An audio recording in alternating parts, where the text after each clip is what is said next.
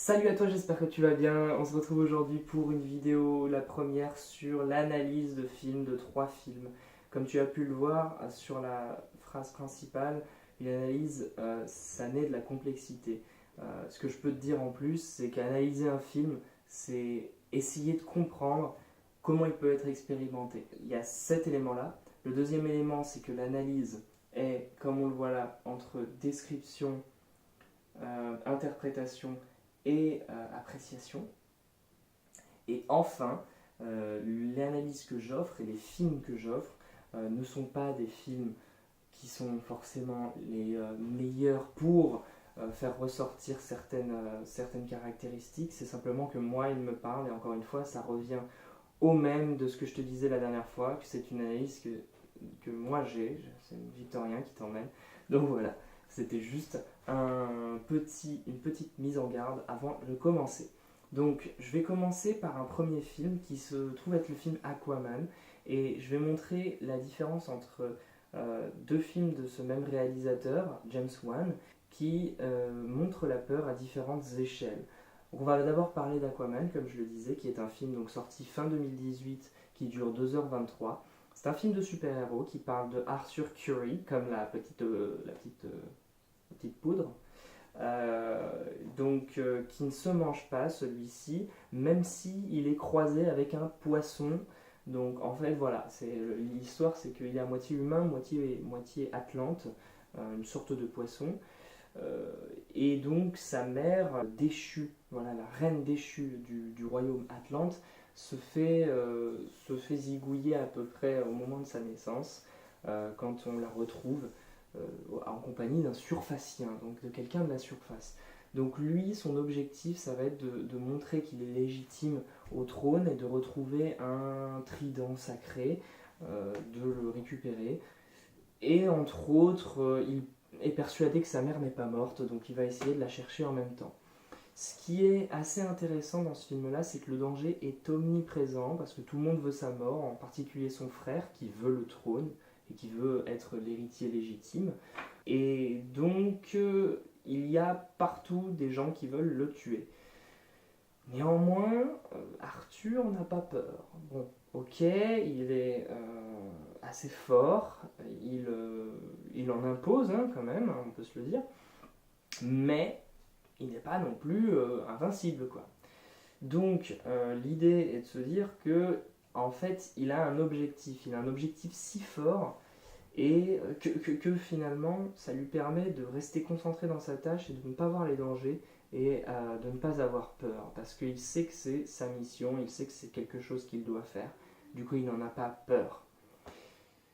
Donc c'est un élément que je voulais noter, c'est que le spectateur, du coup, ne ressent pas de peur, même dans les moments les plus dangereux du film. Je vais prendre un exemple. À un moment, il est dans un bateau et il est poursuivi par des espèces de sardines géantes, hein, disons-le, ça ressemble qu'à ça. Et dans cette scène, qui pourrait paraître terrifiante, eh ben, le spectateur n'a pas peur. Donc pourquoi, même si le personnage commence un petit peu à flipper, euh, eh bien, le spectateur se dit que ça ne peut pas être la fin à ce moment-là, ça ne peut pas être déjà terminé, les éléments clés du film n'ont pas été trouvés, et du coup, le néocortex réagit d'une telle manière que le danger qui pourrait être présent n'est finalement qu'une parenthèse dans le film, parce qu'on sait très bien qu'il s'en sortira. Donc c'est notre capacité à anticiper les choses et à anticiper les conséquences possibles d'un événement qui va conditionner une partie de notre peur. Ce dont on peut parler dans un deuxième film, le film Conjuring, donc réalisé par James Wan aussi, qui au départ réalisait tout ce genre de films-là, donc Conjuring, Insidious, les Saw aussi, et il a aussi pu faire Fast and Furious 7, donc bon, il est assez éclectique dans son type de film. Eh bien, James Wan a montré une toute autre facette de la peur dans Conjuring. En quoi cette facette est différente dans les réactions que ce film peut susciter au public? Alors c'est assez simple, c'est que la peur dans The Conjuring et aussi dans tous les autres films d'horreur est déjà voulu. C'est déjà l'objectif principal de ce film-là. Donc Conjuring, l'histoire est simple, c'est une famille de 7 personnes, sans nous rappeler la petite série télévisée 7 à la maison, qui se retrouve en fait un petit peu maudite dans une ferme dans laquelle ils viennent d'emménager.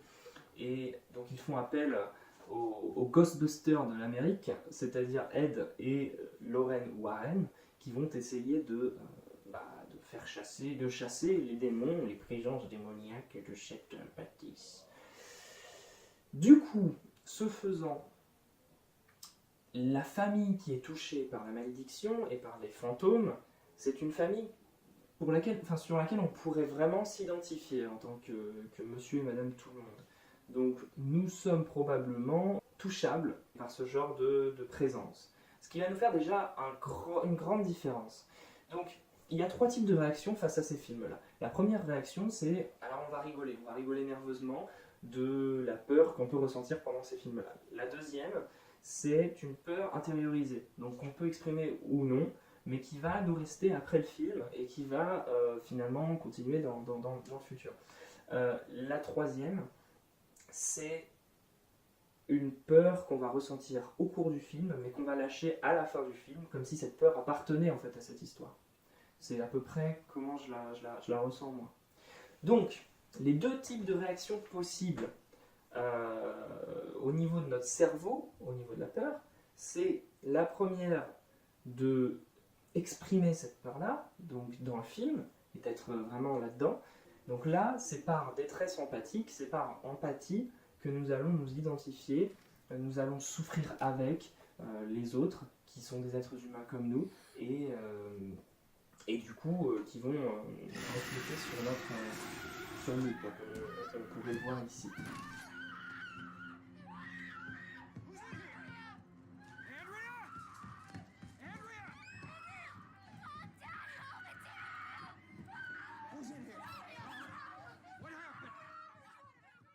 Le deuxième type de réaction dont j'ai parlé, c'est lorsqu'on va intérioriser cette peur et l'imaginer dans le futur.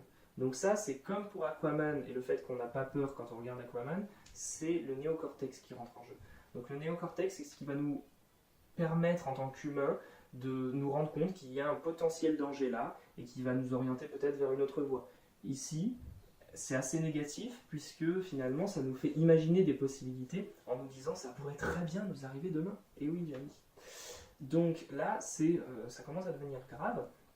Et je pense que c'est un des maux de nos sociétés modernes de réagir beaucoup via le néocortex en imaginant, en projetant des peurs et, sur des choses qui n'ont pas raison d'être si on change le fonctionnement de notre cerveau pour être beaucoup plus dans le cœur que dans la peur finalement, dans la confiance que dans la peur, dans la vigilance plutôt que dans la peur. Enfin, je vais vous parler donc d'un 3e film qui va montrer en gros que la peur peut être un levier révélateur de personnalité. Donc ce film-là, c'est le film Escape Game, film réalisé par Adam Robitel, qui est un réalisateur assez peu connu. Et ce film-là n'a pas été très bien salué par la critique, en même temps le scénario était un petit peu léger. L'histoire, c'est 6 personnes qui se retrouvent enfermées dans un escape game, 6 personnes qui sont assez particulières ou qui se complètent finalement par chacun un trait de caractère. Et du coup, ils se retrouvent dans une pièce et ils doivent essayer d'en sortir. Sauf que cet escape game est un peu réel, donc il y a beaucoup de gens qui meurent, voilà, donc c'est un peu l'objectif du film, j'ai l'impression. Moi, l'objectif et le sens que j'en tire, c'est que on se rend compte des réactions de chacun vis-à-vis de la peur et comment ça révèle des fois des parties d'eux-mêmes qui ne sont pas du tout visibles dans la vie de tous les jours. Donc c'est quelque chose qu'on retrouve beaucoup en crise aussi, où on va découvrir des personnalités dans la direction par exemple de nos entreprises, etc., qui vont ne pas du tout cadrer avec ce qu'ils devraient déjà émettre comme émotion, et comment ils devraient gérer la situation. Et là, on voit du coup que ce n'est pas du tout géré pour pas mal des personnages dans Escape Game. Notamment, on voit Jason, un des personnages, qui serait prêt à tout pour survivre personnellement, ayant un très fort ego. Il serait même prêt à tuer donc ses coéquipiers pour être le seul à survivre. Ce n'est pas sans nous rappeler d'ailleurs Hunger Games ou des jeux comme cela où on favorise notamment l'individualisme poussé à l'extrême qui nous emmènerait vers la victoire et la reconnaissance individuelle. A l'inverse, on retrouve une Zoé qui essaye vraiment de sauver ce qu'il reste à sauver parmi les personnages du film, sans trop vous spoiler, contre vents et marées, c'est-à-dire qu'elle va essayer de les sauver, même si c'est aux dépens de sa propre vie. Et donc, elle montre un caractère totalement différent.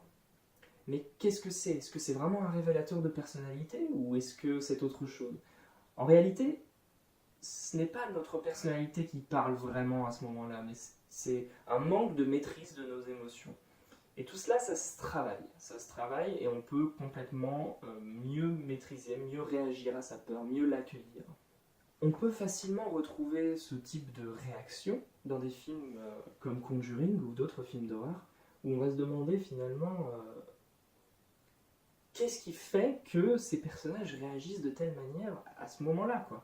Il y a une présence maléfique dans leur maison, on a vu 2 ou 3 fois, nous, avec la caméra, la présence maléfique, on a vu le danger, mais eux, ils restent dans cette réaction que l'on ne peut pas prévoir, qui va être de chercher le danger, d'y aller, d'aller dans le grenier, d'aller à l'endroit où il ne faut pas aller, surtout pas y aller. En fait, à ce moment-là, on peut se demander si on aurait les mêmes réactions. Et si ça se trouve, on aurait les mêmes réactions. Et c'est ça qui est un peu effrayant dans le sens, c'est qu'on ne sait même pas quel comportement nous aurons à ce moment-là. Donc, nous ne pouvons pas savoir comment nous réagissons vraiment à un événement tant que nous n'y sommes pas confrontés. Donc, l'idée est de pouvoir et de se mettre à travailler sur cette peur, mieux l'accueillir, mieux la maîtriser. Donc monter son seuil d'apparition et la remplacer, la plupart du temps, le plus possible, par de la vigilance et de la confiance finalement. La vigilance nous permettra d'anticiper et d'avoir les bonnes réactions au bon moment, mais ce n'est pas que la peur, c'est différent. Car en réalité, d'après moi, la peur, en tout cas celle qu'on imagine et qui n'est pas encore réelle, est un grand inhibiteur de confiance en soi, en les autres, et donc un grand inhibiteur d'amour. Voilà, j'espère que cette vidéo t'aura plu. Si c'est le cas, commente-la, partage-la. On se retrouve pour une prochaine vidéo sur l'analyse de 3 autres films. Et je te souhaite une très bonne continuation. Allez, viens que je t'emmène.